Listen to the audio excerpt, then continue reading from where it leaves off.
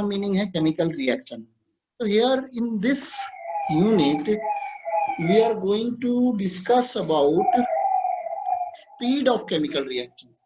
We are going to discuss about what? Speed of chemical reaction.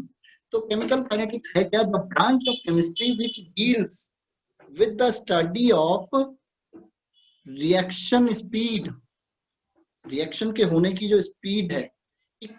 Kinetics means how fast does a reaction proceeds.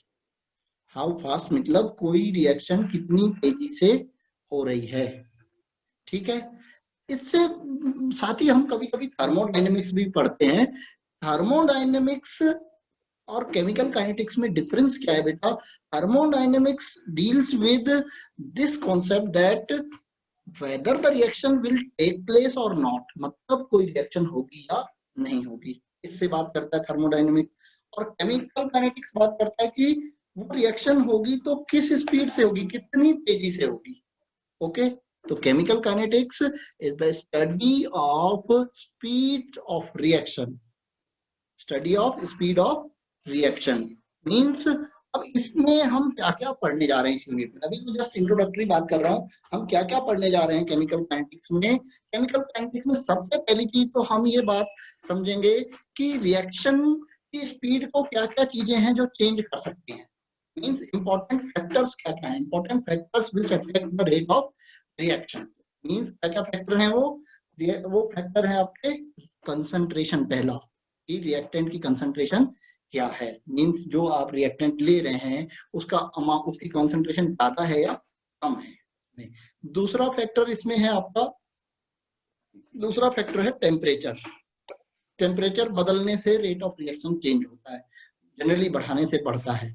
उसके बाद catalyst एक factor होता है, catalyst reaction rate बढ़ा देते हैं, यू नो वेरी वेल। उसके बाद surface area of reactant in case of solid state reaction. Reaction जब सॉलिड स्टेट में होती है तो उस केस में रिएक्टेंट का सरफेस एरिया भी रेट ऑफ रिएक्शन को अफेक्ट करता है। उसके बाद गैसियस अगर रिएक्शन है तो गैस का प्रेशर क्या है उस पर भी रेट ऑफ रिएक्शन डिपेंड करता है।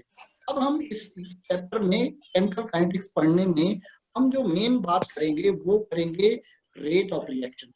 Now we are coming on to rate of reaction. What is rate of reaction? तो इस पे हम थोड़ी सी बात कर लेते हैं। ये थोड़ा मैं बोर्ड पे आपको समझा देता हूँ what is rate of reaction. तो हिंदी में आपने पढ़ा होगा कि अभिक्रिया की गति, अभिक्रिया की गति की हम बात करते हैं रेट ऑफ रिएक्शन की। तो व्हाट इज बेटा rate of reaction? Rate of reaction, for example we have a reaction in which reactant A is being converted into products या हम कहते हैं प्रोडक्ट B। तो रेट ऑफ रिएक्शन क्या होगा इसकी हम बात करें तो एक ग्राफ हम बनाते हैं। यहाँ प्रोडक्ट को हम B लिख देते हैं, मानेंगे प्रोडक्ट को हम लिख देते हैं B, ठीक है। तो अब देखिए ए, हम शुरू में इसकी कुछ कंसंट्रेशन लेंगे, कुछ मात्रा हम इसकी ए की यूज करेंगे। मान लीजिए ए की कंसंट्रेशन, इधर हम कॉन्सेंट्रेशन प्लॉट कर रहे हैं और इधर हम प्लॉट कर रहे हैं टाइम। तो क्या होगा, ए की कंसंट्रेशन, इधर हम कंसंट्रेशन ऑफ ए की हम बात कर रहे हैं, ए की कंसंट्रेशन शुरू में कुछ रही होगी, इतनी रही मान लीजिए, और टाइम बढ़ता जाएगा तो ए का कंसंट्रेशन कम होता जाएगा, ए की मात्रा घटती जाएगी, क्योंकि ए किसमें बदलता जाएगा, बी में। ए चेंज होगा बी में, तो ए धीरे धीरे कम होता जाएगा, ए कम होता जाएगा टाइम के साथ, और एक टाइम बाद ये कम होना बंद हो जाएगा, तो वो पूरा खत्म भी हो सकता है, नहीं भी हो सकता है। अब हम इधर ही हम बात करें बी की, तो शुरू में बी जब रिएक्शन स्टार्ट नहीं हुई थी तो बी तो रिएक्शन में होगा नहीं, बी यहाँ होगा नहीं, तो बी की स्टार्टिंग में कंसंट्रेशन क्या होगी, 0। बी की स्टार्टिंग में कंसंट्रेशन क्या होगी, 0। लेकिन जैसे जैसे टाइम बढ़ता जाएगा बी की कंसंट्रेशन क्या होती जाएगी, बढ़ती जाएगी, और एक टाइम के बाद वो कांस्टेंट हो जाएगी। जब पी पूरा जितना बनना था बन चुका होगा, तो उसको हम कहते हैं कि ये आपका रिएक्शन का प्लॉट है। अब इसमें हम रेट ऑफ रिएक्शन कैसे निकालते हैं? Rate of reaction is the rate of change of concentration. Reaction is what, rate of change of concentration, यानी कि कंसंट्रेशन किसकी किसकी बदल रही है, इसकी भी कंसंट्रेशन टाइम के साथ बदल रही है, इसकी भी कंसंट्रेशन टाइम के साथ बदल रही है। इनकी कंसंट्रेशन के चेंज होने का जो रेट है that is called rate of reaction. Rate of reaction is what? Rate of change of concentration of reactant or product. किसी भी रिएक्टेंट या प्रोडक्ट की जो कंसंट्रेशन है उसकी चेंज विद टाइम, यानी कि मान लीजिए किसी टाइम पे, बेटा प्लीज बात ना करें, आप सब म्यूट रखें खुद को, सभी बच्चे म्यूट करें खुद को, कोई आपस में बात नहीं करेंगे बेटा, सभी म्यूट कर लें तुरंत, कोई अनम्यूट नहीं रहना चाहिए। और इवन दो आप अपना कैमरा भी ऑफ रखें, सभी कैमरा बंद कर लें, अपना वीडियो स्टॉप कर दें। सबसे रिक्वेस्ट है बेटा क्लास को स्मूथली चलाने के लिए सबको अपना कैमरा और माइक ऑफ करना होगा। कैमरा भी ऑफ कर लीजिए बेटा, अपना कैमरा बंद कर लीजिए आप, सभी बच्चे कैमरा बंद कर लें अपना और केवल पढ़ने पे ध्यान दें। अभी भी कुछ की आवाज आ रही है, प्लीज म्यूट करें। आप लोग म्यूट नहीं करेंगे तो मेरी आवाज सब तक पहुंच नहीं पाएगी, इंटरफेरेंस होता है, इसलिए सबका म्यूट करना बहुत जरूरी है, ठीक है। अभी कुछ लोग अनम्यूट हैं, कौन है देखते हैं। अनीशा बेटा म्यूट करें खुद को, म्यूट कर लें। ओके चलिए, तो मैं बात कर रहा था बेटा रेट ऑफ रिएक्शन की। तो रेट ऑफ रिएक्शन मान लीजिए किसी टाइम t1 पर, ये टाइम t1 है, कंसंट्रेशन आपकी A1 थी, अब टाइम चेंज हो गया t2, इधर हम टाइम प्लॉट कर रहे हैं, ये टाइम t2 हो गया, ये टाइम t1 हो गया। t1 पर कंसंट्रेशन A1 थी, t2 पर कंसंट्रेशन A2 थी। मान लीजिए ये प्रोडक्ट के टर्म्स में, सॉरी ये B1 एंड ये B2, और रिएक्टेंट के टर्म्स में इस पे प्लॉट करेंगे। तो rate of change of concentration in unit time is rate of reaction. Rate of reaction is what? Rate of reaction is rate of change of concentration, rate of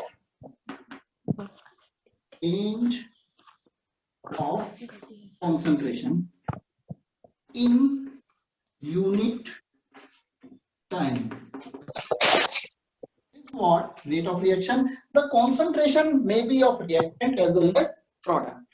concentration of reactant की change भी देख सकते हैं और product की concentration का change भी देख सकते हैं। तो अब यहाँ हम बात करते हैं इसके फॉर्मूले की। तो रेट ऑफ रिएक्शन क्या है आपका? रेट ऑफ रिएक्शन हम कहें in terms of reactant, rate of reaction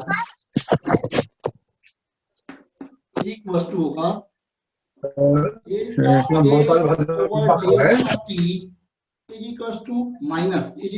delta B over delta T.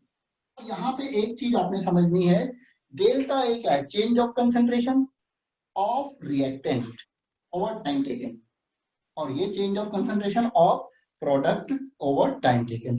अब यहाँ नेगेटिव साइन क्यों है, ये ध्यान रखना है। नेगेटिव साइन इसलिए है क्योंकि जो रिएक्टेंट है वो टाइम के साथ कम होता है और प्रोडक्ट टाइम के साथ बढ़ता है। तो नेगेटिव साइन इंट्रोड्यूस ये करता है कि चेंज ऑफ कंसंट्रेशन जो होता है रिएक्टेंट का वो टाइम के साथ कम होता है, लेकिन रेट ऑफ रिएक्शन नेगेटिव नहीं हो सकता। देखिए यहाँ चेंज ऑफ कंसंट्रेशन क्या होगा, डेल्टा A इक्वल टू होगा A2 माइनस A1 और नीचे हो जाएगा T2 minus delta, delta A हो गया डेल्टा T। ये नेगेटिव साइन क्यों है यहाँ? मान लीजिए स्टार्टिंग में A की कंसंट्रेशन जो A1 थी इक्वल टू 10 थी, ठीक है, और A2 क्या हो जाएगा, मान लीजिए 5 हो गई। तो अब यहाँ A2 माइनस A1 कितना आएगा, 5 माइनस 10 कितना आएगा, माइनस का 5। लेकिन रेट ऑफ रिएक्शन कभी भी नेगेटिव नहीं हो सकता, तो ये वैल्यू नेगेटिव आ रही है। तो इस नेगेटिव को पॉजिटिव करने के लिए यहाँ पे एक नेगेटिव हम अपनी तरफ से इंट्रोड्यूस कर देते हैं। ऐसे यहाँ करें हम 5 माइनस 10 तो आएगा माइनस का 5, तो माइनस का 5 इंटू माइनस प्लस हो जाएगा। क्योंकि रिएक्टेंट के टर्म्स में अगर हम रेट ऑफ रिएक्शन निकालने जाएंगे तो रेट ऑफ रिएक्शन आपका नेगेटिव आएगा। इसको पॉजिटिव बनाने के लिए हमें एक माइनस साइन रखना होता है, लेकिन प्रोडक्ट के केस में ऐसा नहीं है। इसलिए rate of reaction in terms of reactant is always taken as negative while in terms of product it is taken as positive. अब इसमें एक अमेंडमेंट हम करते हैं, वो ये कि मान लीजिए हमारी रिएक्शन इस टाइप की है, कैसी, 2a plus 3b arrow c। इस केस में रेट ऑफ रिएक्शन अब कैसे डिसाइड होगा? और रेट ऑफ रिएक्शन हम इसके टर्म्स में भी देख सकते हैं, रेट ऑफ रिएक्शन इसके टर्म्स में भी देख सकते हैं और इसके टर्म्स में भी देख सकते हैं। These are reactants and this is product. तो हमें पता है कि रिएक्टेंट के टर्म्स में रेट नेगेटिव लेते हैं और प्रोडक्ट के टर्म्स में रेट पॉजिटिव लेते हैं। अब तो रेट क्या होगा? Rate of reaction is equal to minus का delta A over delta T. हमने अभी लिखा था, लेकिन यहाँ delta A over delta T नहीं होगा, ये 2 लगा है ना, तो यहाँ पे आएगा 1/2 delta A over delta T. ऐसे ही अगर हम लेते हैं बी के टर्म्स में, इज इक्वल टू माइनस का 1/3 delta B over delta T. Delta A क्या है? Change of concentration of A. Delta B क्या है? Change of concentration of B.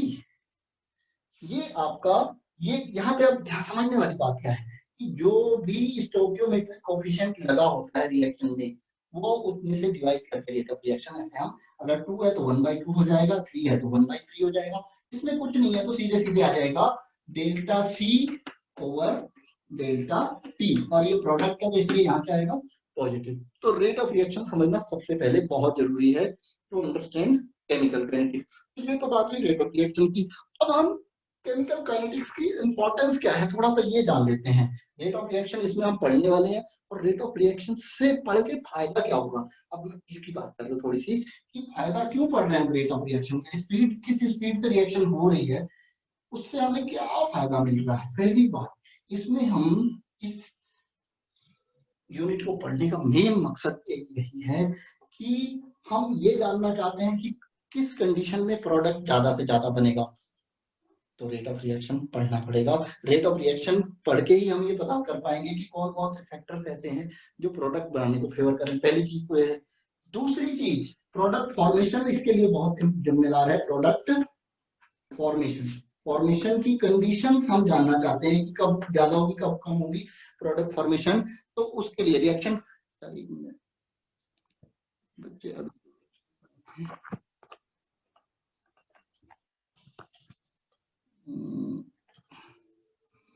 कहाँ गया?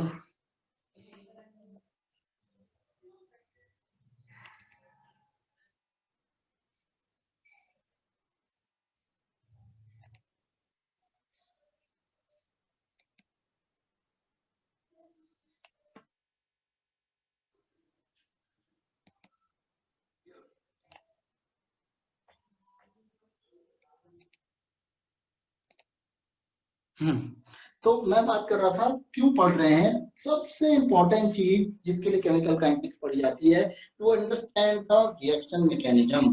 रिएक्शन मैकेनिज्म आपने पढ़ा होगा कि किसी भी रिएक्शन की अपनी एक मैकेनिज्म होती है। मैकेनिज्म ऑर्गेनिक में आप पढ़ते हैं, मैकेनिज्म पढ़ते हैं हम, जिसको हम अभिक्रिया की क्रियाविधि कहते हैं, जो ऑर्गेनिक केमिस्ट्री में थोड़ी कठिन भी मानी जाती है। तो अब लगा लीजिए उस रिएक्शन, जो याद करना ही कठिन है उसको पता करना और भी कठिन होगा।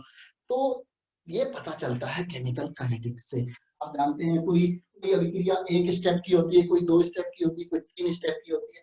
तो ये स्टेप्स बेटा कहाँ से पता चलते हैं? ये स्टेप्स पता चलते हैं रिएक्शन केमिकल काइनेटिक्स स्टडी करके। किसी रिएक्शन की केमिकल काइनेटिक्स जब तक पता नहीं चलेगी उसकी मैकेनिज्म हम डिसाइड नहीं कर सकते। ठीक है, तो ये धीरे धीरे आगे बढ़ेंगे तो हम समझेंगे कि ये कैसे स्टडी किया जाता है। तो हमने पढ़ा रेट ऑफ रिएक्शन। अब रेट ऑफ रिएक्शन, हमारी रेट ऑफ रिएक्शन का जो फॉर्मूला आया, रिएक्शन रेट भी कहते हैं इसको, रिएक्शन रेट भी कहते हैं। Reaction rate is equal to आया माइनस का delta A over delta T. अब इसकी यूनिट क्या होगी? यूनिट ऊपर रिएक्शन रेट की यूनिट जो है वो क्या आएगी? ऊपर क्या है? कंसंट्रेशन, और नीचे क्या है? टाइम। कंसंट्रेशन की यूनिट क्या होती है? मोल पर लीटर, और टाइम की यूनिट क्या होती है? टाइम की यूनिट होती है सेकेंड या आवर या मिनट। तो इसकी यूनिट क्या हो जाएगी? मोल पर लीटर पर सेकेंड, या मोल पर लीटर पर मिनट, या मोल पर litre per hour. This is unit of reaction rate और रेट ऑफ रिएक्शन। ठीक है, तो यूनिट ऑफ रिएक्शन रेट हमारी बात होगी। इसके बाद हम बात करते हैं रेट इक्वेशन के बाद हम बात करेंगे रेट ऑफ रिएक्शन के बाद हम बात करेंगे रेट ऑफ रिएक्शन होता कितनी तरह का। Rate of reaction is of two types. Rate of reaction दो तरह का होता है। एक होता है एवरेज रेट और एक होता है instantaneous rate.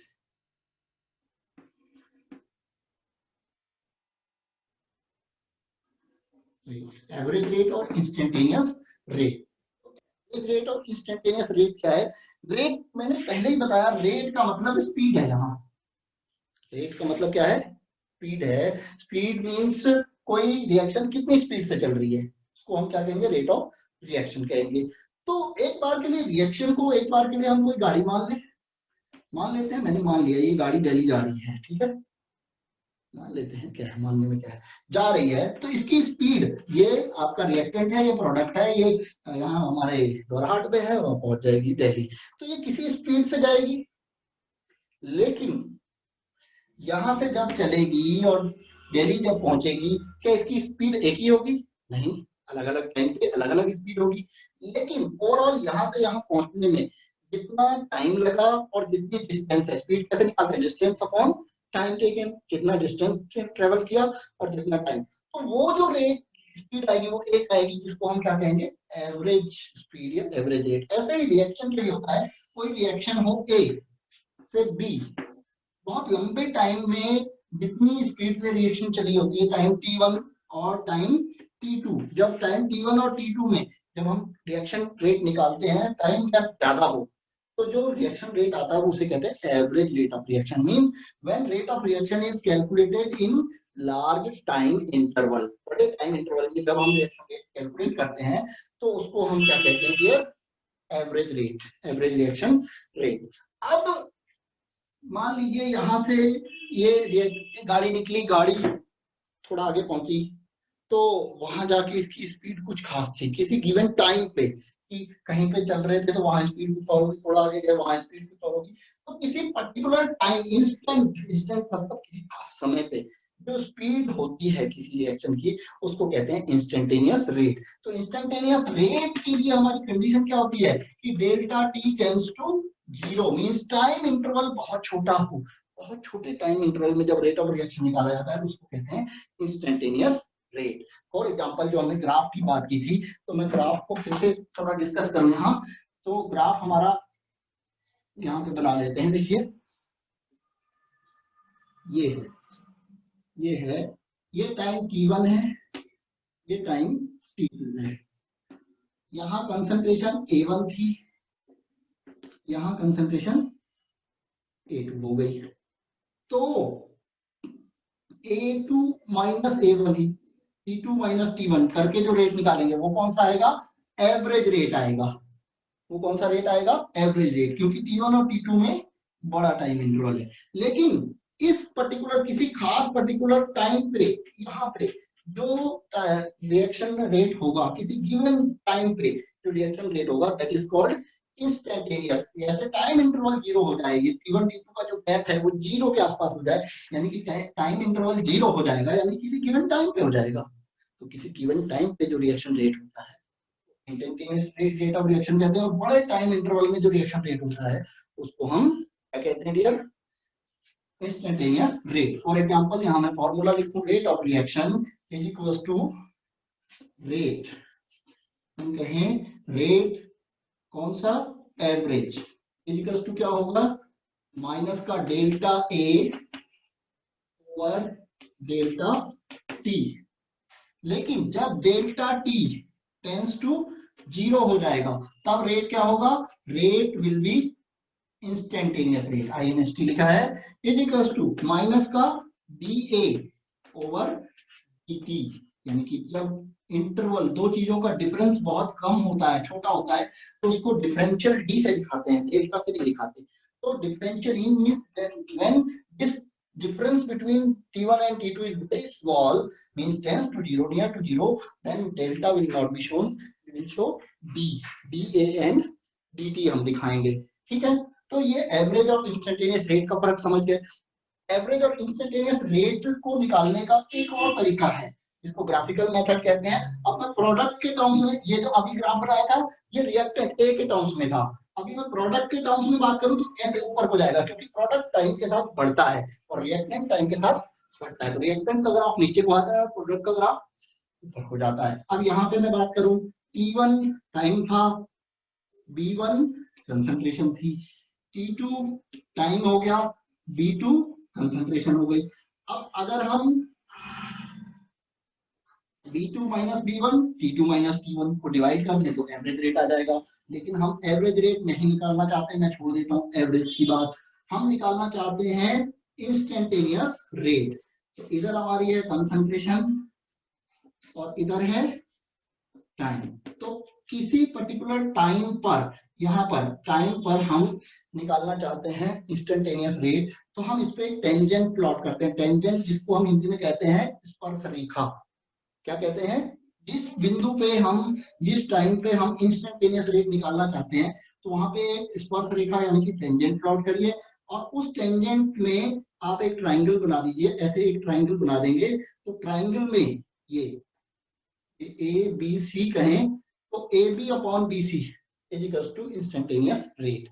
A B upon B C, ऐसे हम इसका एक ट्राइंगल बना दें, A B divided by B C instantaneous rate हो जाएगा। रेट कौन सा? इंस्टेंटेनियस, INST जो होगा वो इज इक्वल टू होगा A B upon B C.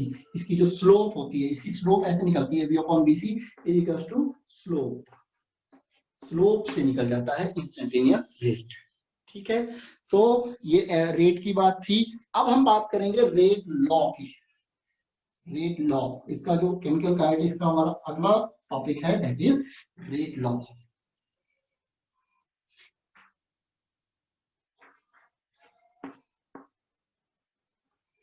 Rate law क्या है, इसको थोड़ा समझ लेते हैं बेटा। रेट लॉ आपको ये बताता है कि किसी रिएक्शन का रेट ऑफ रिएक्शन और कंसंट्रेशन में क्या संबंध है।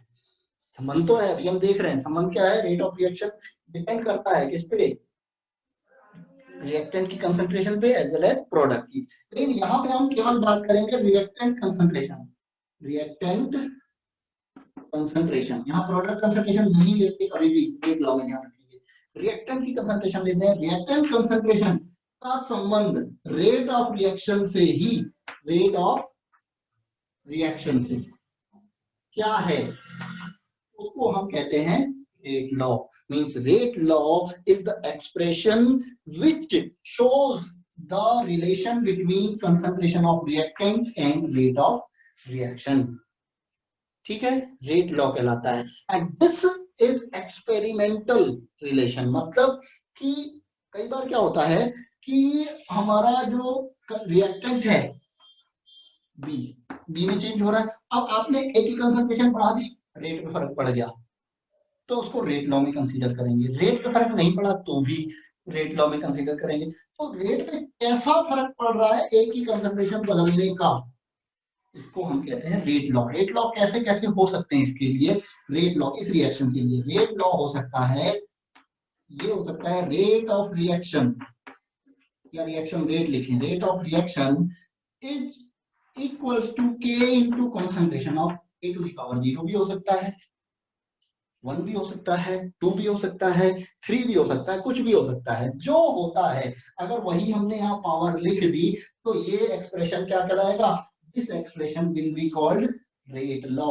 यहाँ n लिख दें हम, रेट लॉ। यहाँ n के बदले 0 भी हो सकता है, 1 भी हो सकता है, 2 भी हो सकता है, 3 भी हो सकता है, even fractional number 1/2, 3/2, whatever. So rate law is the relationship between rate of reaction and concentration of the reactant which is experimentally verified. ठीक है, और यहाँ n क्या बताता है, यहाँ से हमें दो चीजें क्लियर हो जाती हैं। रेट लॉ में जो रिएक्टेंट की कंसंट्रेशन की पावर होती है, that n is what, यहाँ पे एक चीज और क्लियर होगी, that n is order of reaction, जिसे आप हिंदी में कहते हैं अभिक्रिया की कोटि, order of reaction. Order of reaction is the power of the concentration term in the rate law. किसी रेट लॉ में जो रिएक्टेंट की कंसंट्रेशन की पावर होती है उसको आप कहते हैं रेट ऑर्डर ऑफ रिएक्शन। ठीक है, मान लो रिएक्शन आपकी ऐसी है, रेट लॉ क्या होगा, A plus B plus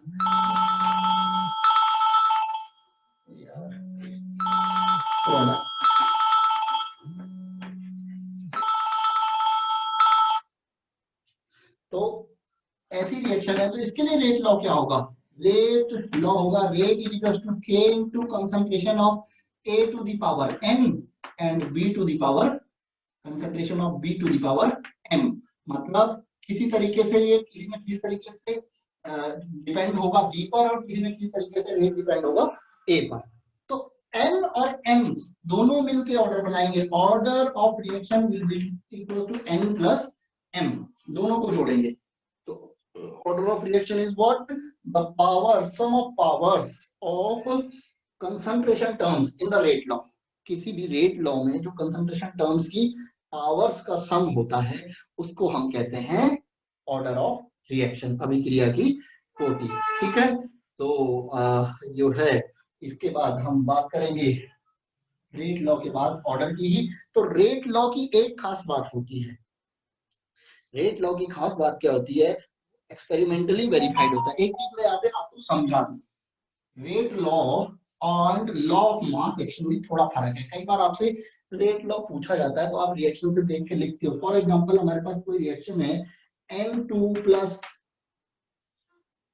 H2 arrow 2NH3H2, इसके लिए हमारा रेट लॉ जो होगा वो हम बिना एक्सपेरिमेंटली वेरीफाई किए नहीं बता सकते, लेकिन हम जो इसका नॉर्मल रेट का एक्सप्रेशन बता सकते हैं। रेट एक्सप्रेशन इसका क्या होगा, रेट इज इक्वल टू होगा K इंटू N2 की कंसंट्रेशन इंटू H2 की कंसंट्रेशन की पावर 3। ये आपका रेट एक्सप्रेशन होगा, रेट लॉ नहीं होगा। ये जो है ये लॉ ऑफ मास एक्शन के अकॉर्डिंग क्या होता है कि इसके आगे जो कोफिशिएंट होता है कुछ नहीं है 1, ये ले लिया, इसके आगे कोफिशिएंट क्या है 3, तो ये पावर में लग जाता है। अब ये जो एक्सप्रेशन आता है this is not called rate law. Actually मैं यही समझाना चाहता हूँ, ये expression law of mass action के अकॉर्डिंग आता है, द्रव्यनुपाती क्रिया का नियम आपने पढ़ा होगा उसके अकॉर्डिंग आता है। ये थ्योरेटिकली ऐसा होना चाहिए कि जो इनके जो कोफिशिएंट होते हैं आगे उनकी पावर्स पे डिपेंड करना चाहिए रेट, लेकिन प्रैक्टिकली ये ऐसा हो भी सकता है और नहीं भी हो सकता है। ऐसा होना जरूरी नहीं है कि ये ऐसा ही हो, ऐसा तब होता है जब एक्सपेरिमेंटली ये वेरीफाई हो जाए तो यही हो सकता है, लेकिन सारी रिएक्शंस में ऐसा नहीं होता है। तो रेट लॉ हमें याद रखना होता है, वो इक्वेशन देख के नहीं पता चलता, ठीक है, लेकिन law of mass action equation देख के पता चल जाता है, द्रव्यनुपाती क्रिया का नियम पता। ठीक है, तो आज की क्लास में मैं इतना ही करूंगा, कुछ काम है। तो अब आप सभी अनम्यूट करके अपना थोड़ा फीडबैक बता सकते हैं कि अनम्यूट कर लीजिए। अनम्यूट में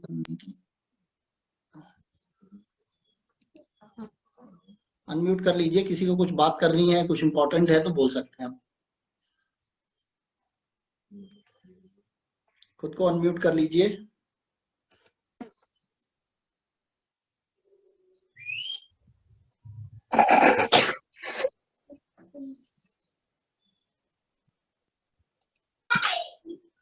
अनम्यूट कर लीजिए सभी बेटा। और कोई बात है, कुछ बात करनी है तो बता सकते हैं। कितने हैं टोटल, 16 स्टूडेंट्स हैं। अरे एक तो रह गया, 16 स्टूडेंट्स हैं मात्र, 16 स्टूडेंट्स प्रेजेंट हैं। हाँ बेटा, पढ़ाई की स्पीच, आप लोगों के एग्जाम होंगे, ठीक है, शायद अगस्त में एग्जाम होंगे आप लोगों के, ठीक है, शायद अगस्त में, मोस्ट प्रोबेबली अगस्त में एग्जाम होंगे, थोड़ा पहले भी हो सकते हैं, तो बी प्रिपेयर्ड,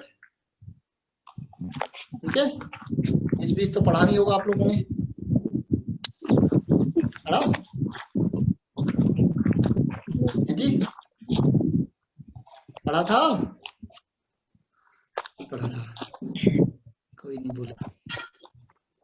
चलिए ठीक है, तो कल हम इसी सीक्वेंस को आगे बढ़ाएंगे। ठीक है, समझ में आया? किसी की कोई बात समझ नहीं आई हो तो बताओ, कोई बात किसी की समझ नहीं आई हो तो बताइए।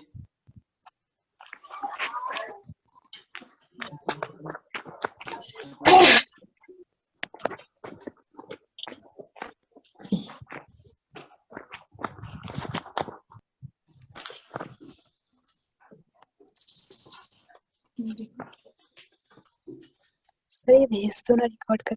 ये नोट कर लीजिए, आप ही के लिए चलाया मैंने। ठीक है, ये नोट कर लीजिए, आपको नोट करने का हो जाएगा रिएक्शन रेट के बारे में। ठीक है, नोट कर लीजिए थोड़ी देर।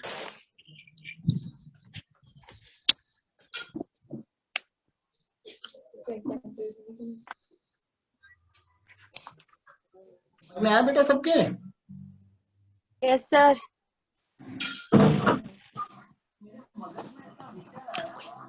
थोड़ी देर नोट कर लीजिए, फिर तो क्लास का टाइम ही हो रहा है, इससे ज्यादा हो नहीं पाएगा।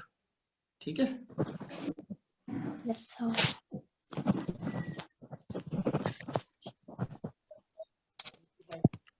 ये रिएक्शन रेट की रिएक्शन रेट की जो है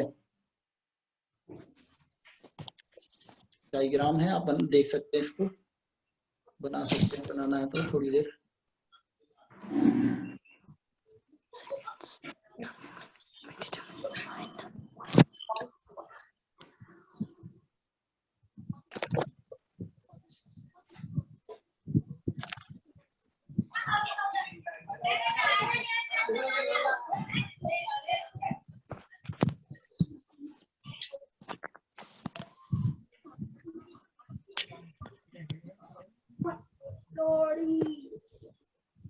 नोट कर लिया बेटा?